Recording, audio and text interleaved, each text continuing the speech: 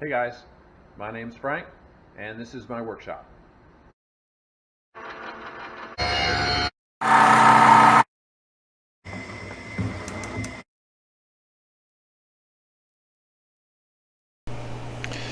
Hey folks, welcome to part one of a two-part series on getting this 35-year-old Cub Cadet Model 1210 running again, or at least attempting to. In part two, you'll see the final results, the final fate of this machine that's been sitting for, I was told 5 or 6 years, but I think it's closer to 10. In any case, we'll go through the process of diagnosing the starting issues and ultimately work toward getting it to be a running machine. So hang on, here we go with part one of the series. Be sure to check out part two to see the final fate.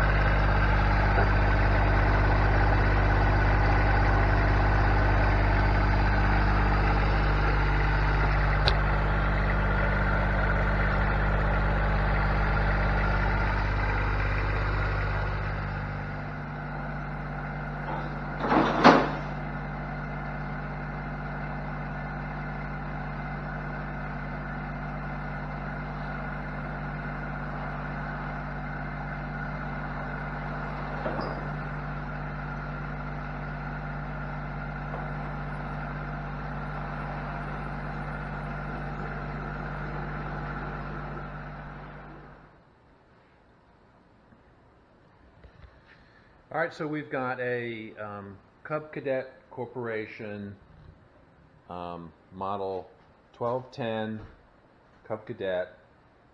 So this is a 12 horsepower Kohler engine Cub Cadet from mid-80s, maybe 80, 86 or something like that. So it's been sitting in a barn for 5 or 6 years. Has not been started. Oh, look at this. Here's my buddy. This is Brutus. So I'm going to go through the process that I go through with each Cub Cadet that I get. I've got a dozen restored Cub Cadets. As I get each one, and I've had others too that I don't have anymore, there's a process I go through to see if it, what kind of condition it's in terms of, is it in running condition. The first thing I'm going to do is check if it has oil in the crankcase. We'll pull a dipstick, we'll check that. Then I'm going to put a battery jumper on it and see if the engine turns over. So if it's got oil in it and the engine turns over, I mean, those are good signs. If the engine's stuck, potentially could break it loose with a wrench or something on the crankshaft. But I've yet to find one that was frozen. So I'm sure other folks have. I've just been pretty lucky in my barn finds and used tractors. I haven't had any that were where the engine was actually stuck. So that's what we'll do. We'll check the oil, put a battery on it, see what happens, and we'll go from there.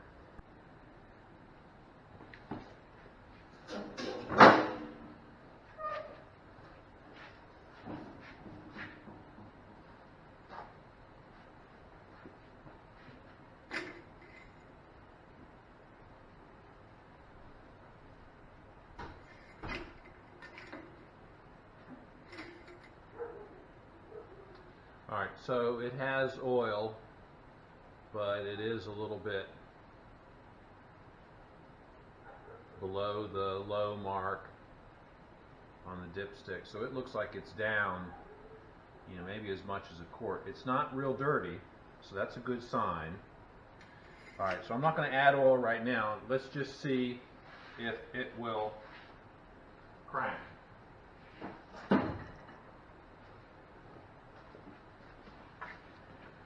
So I've got my trusty jump pack. Let's put it on the battery and see what happens.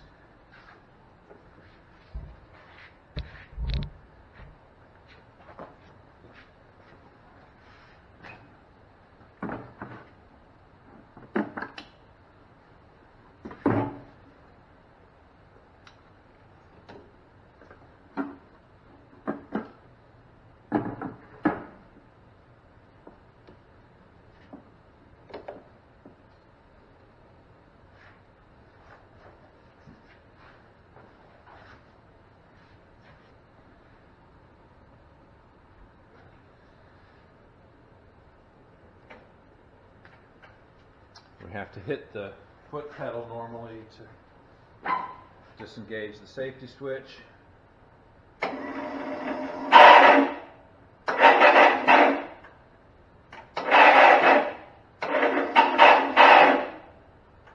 Doesn't sound good. I'm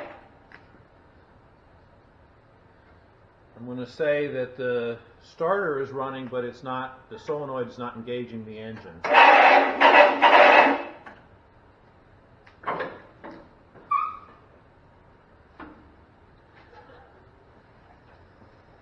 All right, let's see.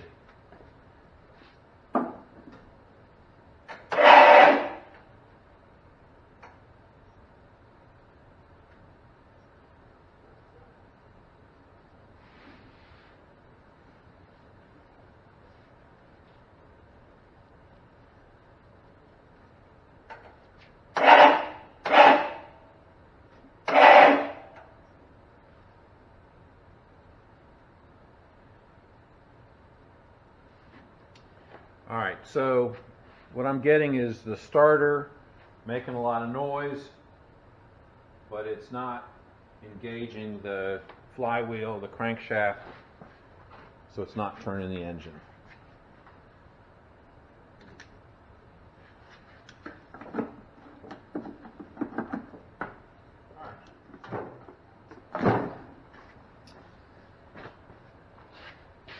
Next thing we need to do then is let's go ahead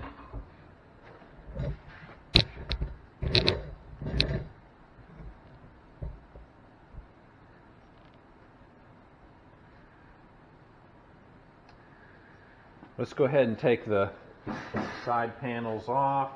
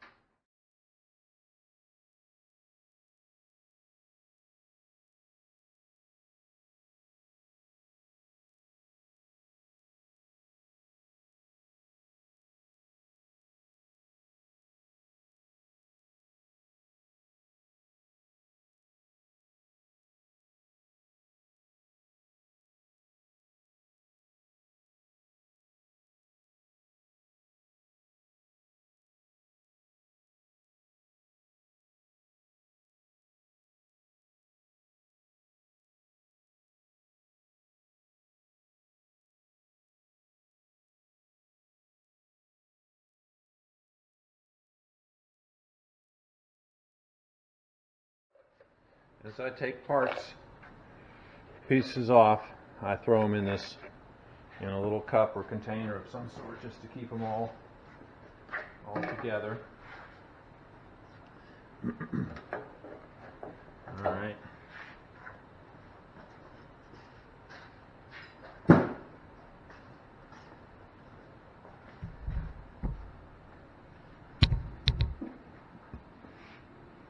So this is a starter here.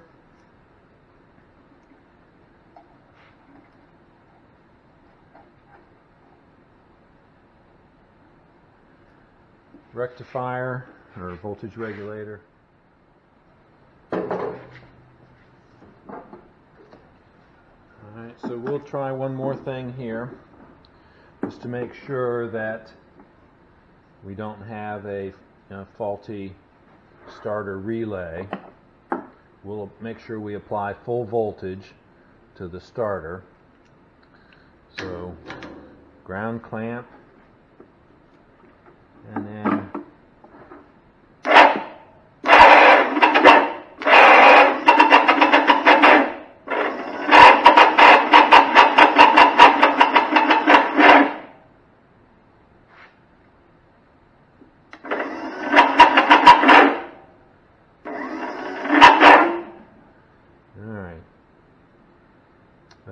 starter is pretty crunchy.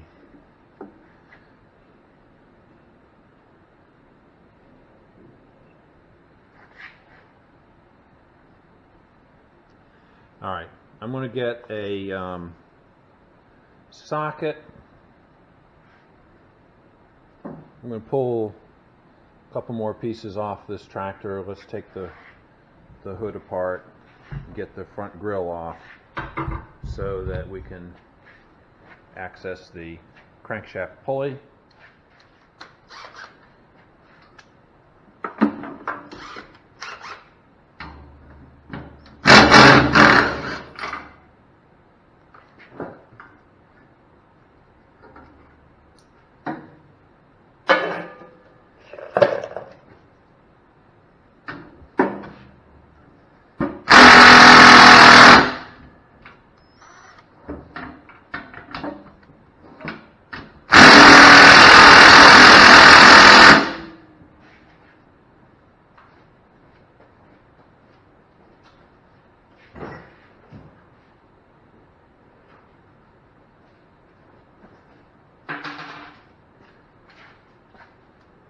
You get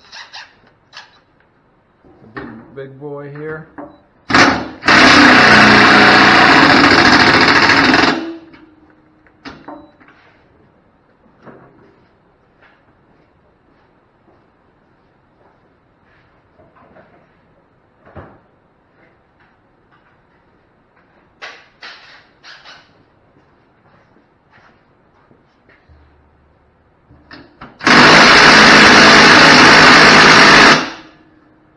That's not good. Let's get a socket. Time to bring out the big guns.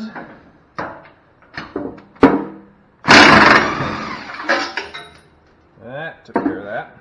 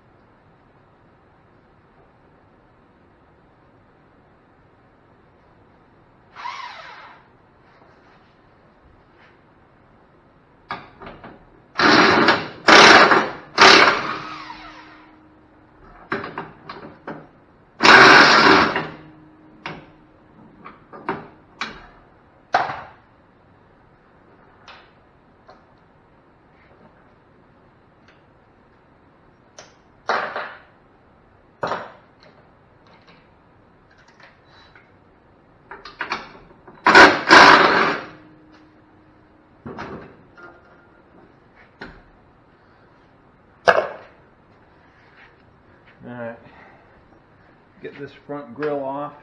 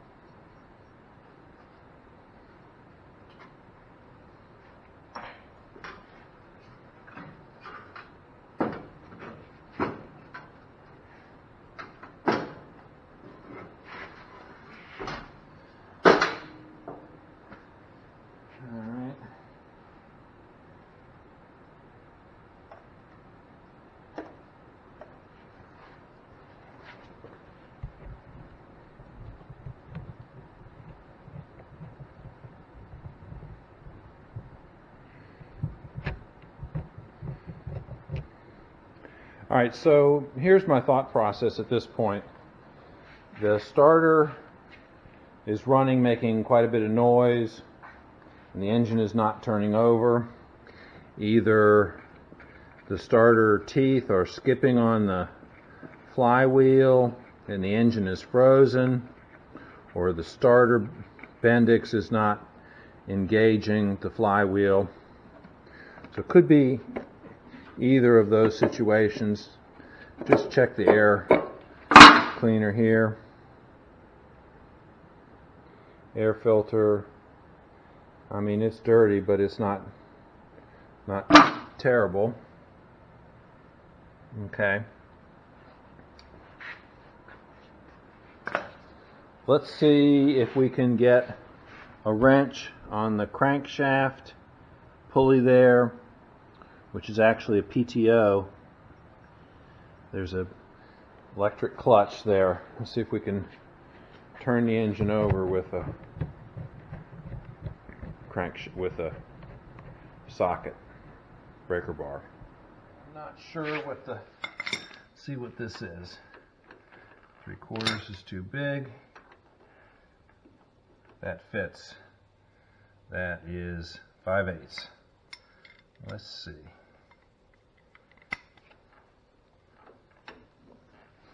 Oh. Engine turns easily. Alright, so that's a good sign. Alright. So that means it's probably a starter. Let's see. Since we moved the crankshaft position, let's see if the starter will catch on the flywheel gear. Alright, get a ground. Let's just see.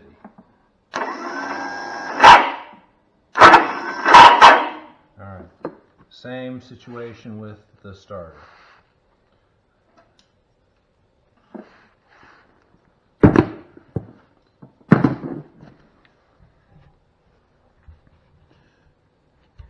Alright, so at this point, we know the engine is free.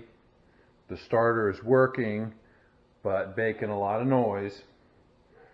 So now that we have access here, we'll go ahead and pull the starter off and see if we can free up the Bendix, because I have a feeling that it's not engaging the flywheel. Otherwise it would be turning the engine over.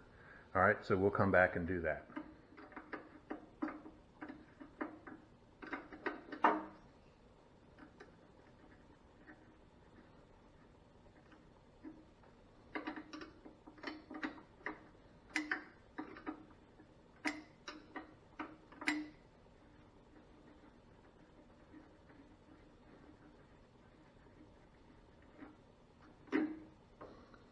So in a situation where the starter is working and the engine is cranking over with the starter, then you would go down a different path. You would go and look at fuel, air, and spark, which are the three things you need. So fuel, is the fuel system working? First thing I would do is squirt some starter fluid in the intake and crank it over and see if it would start. If it starts or tries to start, then you know you've got spark. And also that you probably have compression, the valves are working. So those are the things that you would check in a situation where your starter was actually engaging the engine flywheel. 2 bolts. 5/8 inch heads on them.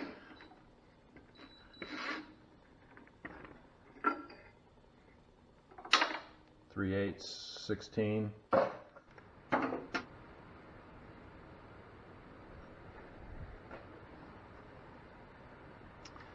right.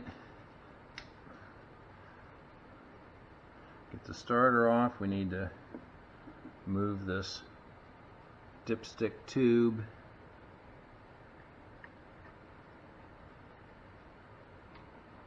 Looks like.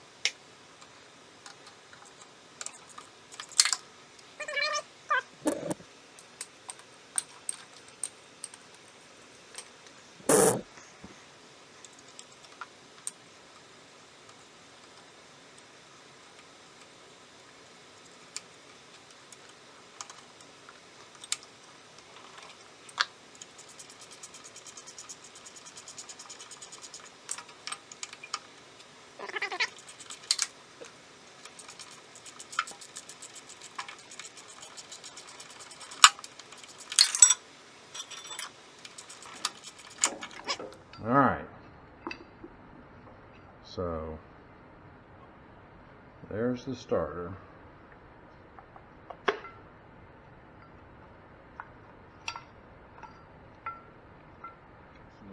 Alright, I'm going up to the workbench with this.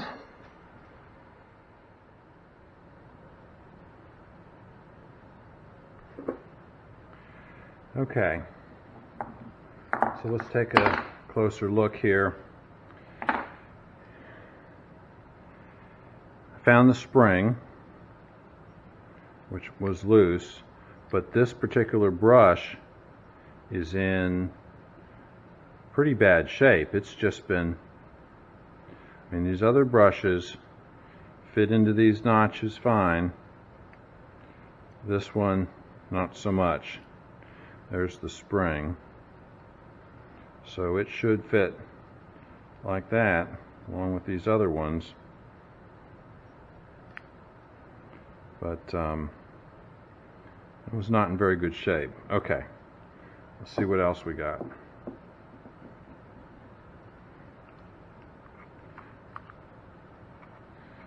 Alright, just turning the armature.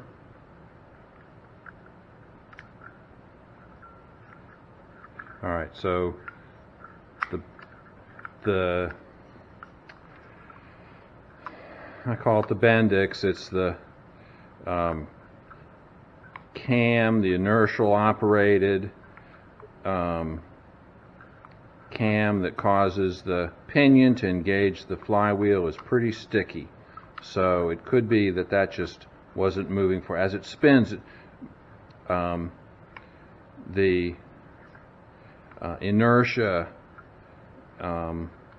when the shaft starts spinning should cause this to go forward and engage the flywheel. But it's not very, it's kind of sticking. So I can see how that wouldn't be engaging the flywheel. Let's see if we can get this apart.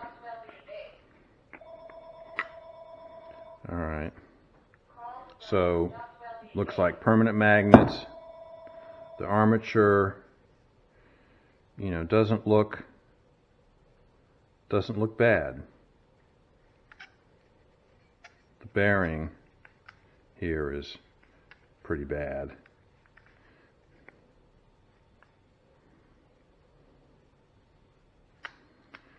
All right, let's see if we can, well, actually, it looks like a bushing. So some oil will fix that. Let's get some oil.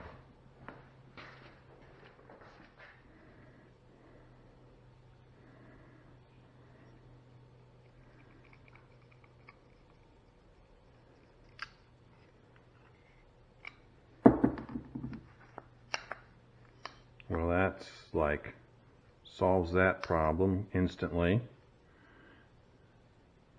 All right. Let's lubricate the shaft here.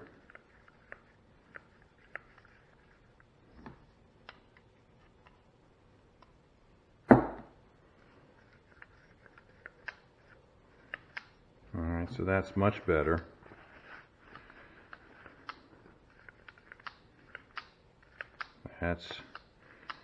That's how it's supposed to work.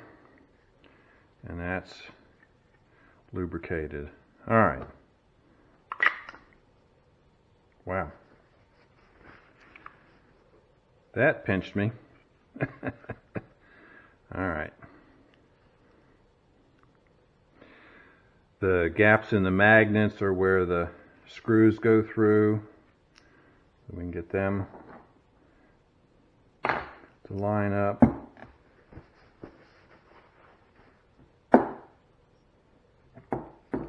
We get some emery cloth and let's clean off the commutator here.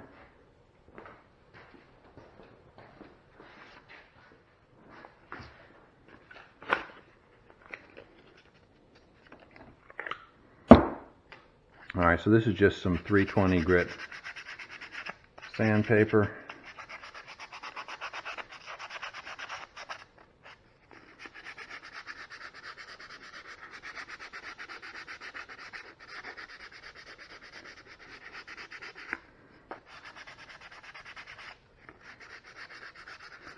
Clean that off.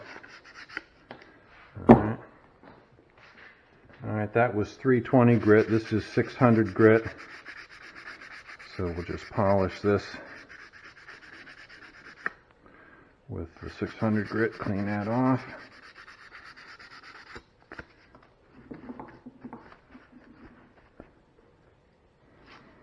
And just clean off the armature here just a little bit.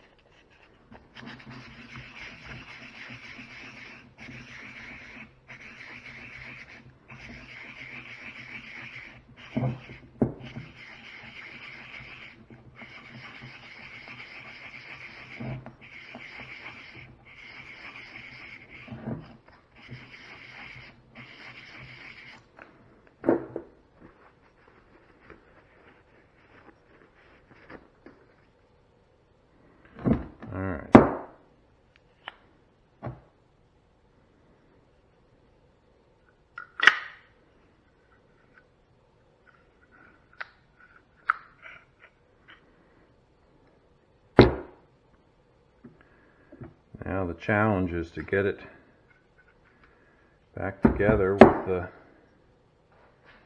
brushes in place. Alright, so even though this brush is not shaped the way these other ones are shaped, it still may work. It still fits in the brush holder there. So we're going to try it. All right.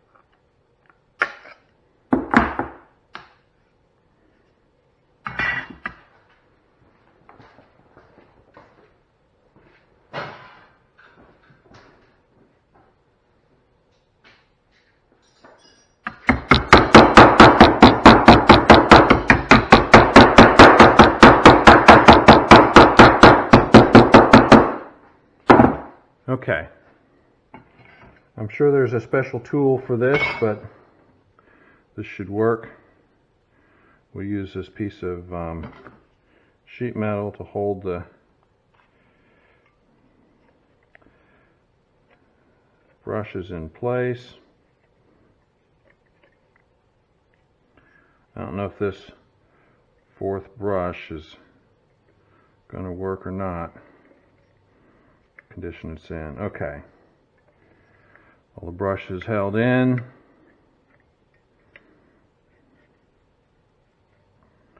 See if we can get them.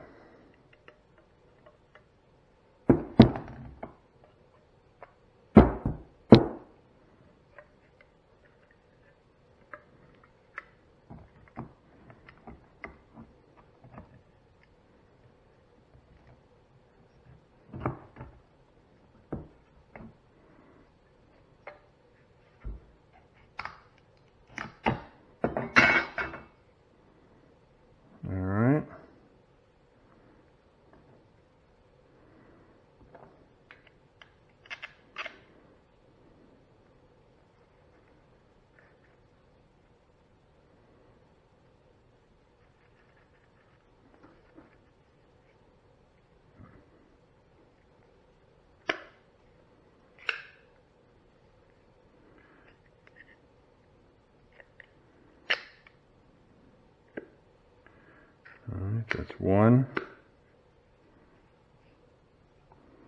Let me see if I can get a nut to fit that just to hold it. Alright, we lucked out. That looks like a regular 5/16 nut bolt. The other one in.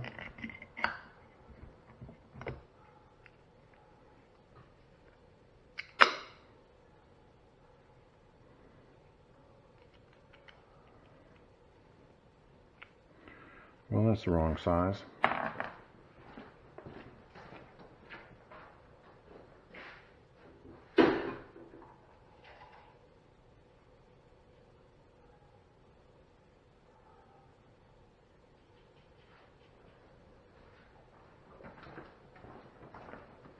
All right, actually that was 1/4 20. All right, I'm going to snug these up and we're going to test it.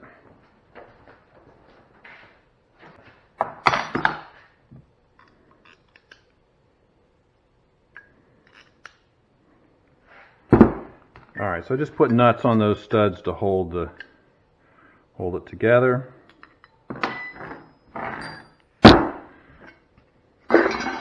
Alright, so this might be a little bit exciting, so I'm going to get a clamp. Actually, I'm going to put this in the vise. Let's do that. Turn around here. Put it in the vise. And I'm not going to hold it tight. Alright, so it's not tight. You don't want to crush the housing or it'll bind the magnets to the armature. So here it's just being held. It's not really that tight, so just enough to keep it from jerking completely off the bench from the torque. So put a ground clamp on here.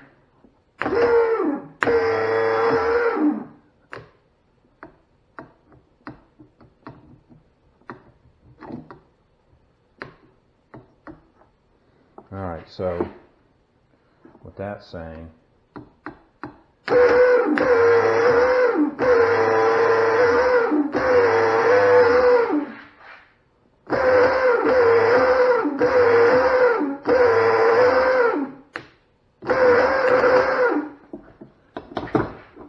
alright, so let's look and see what the pinion is doing when I apply voltage.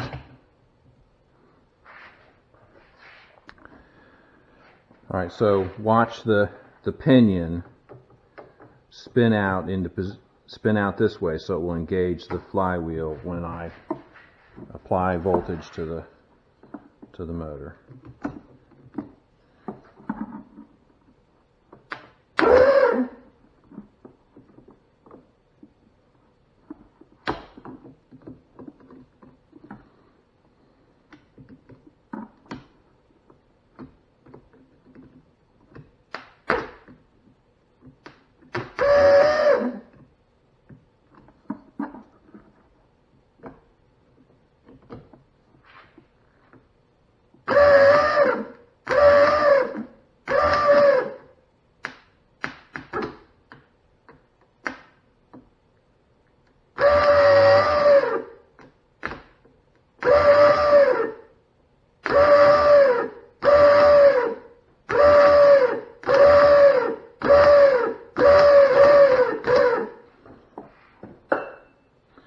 Okay, so you can see that the pinion comes out like this, and so it will engage the flywheel.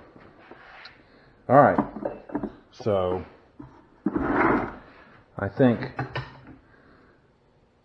we can put this back on, and we should get the motor to turn over, and that will enable us to see if we have fuel, air, and spark. I don't imagine we'll have fuel since it's been sitting for a number of years, but we'll see if the points are working, and if we have spark, and then we'll look at the fuel system. It's very likely that the carburetor will need to be cleaned or rebuilt to get it to run. All right, so let's go put this back on the tractor.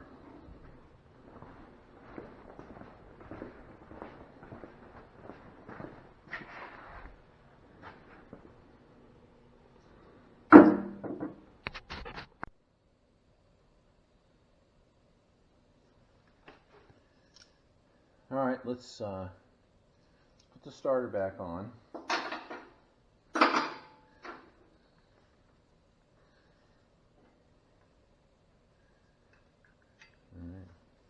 This bracket goes like this. So let's take this one.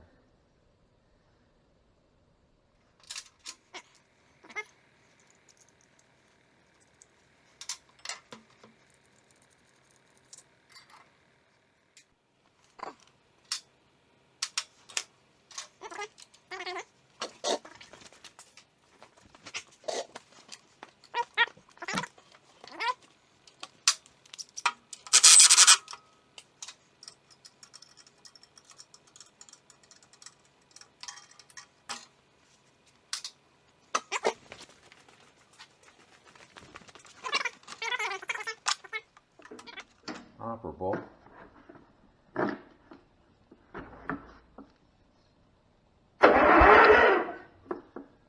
She works. That cranked the engine. Alright. Put the other bolts in here.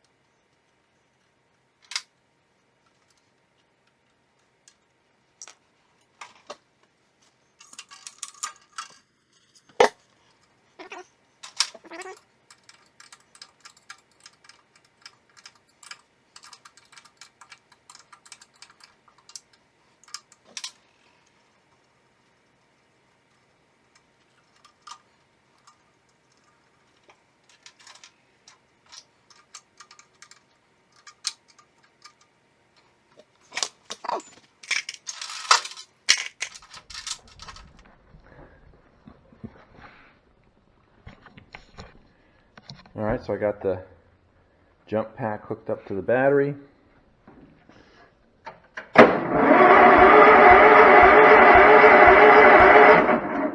Okay, it's turning over the engine.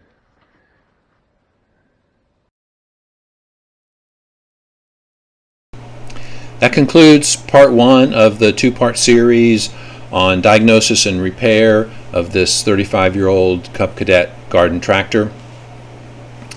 Check out part 2, where we continue working on the tractor to try to get it into running condition. Thank you for watching. If you like these types of videos, please hit the thumbs up and subscribe. And we'll see you guys next time.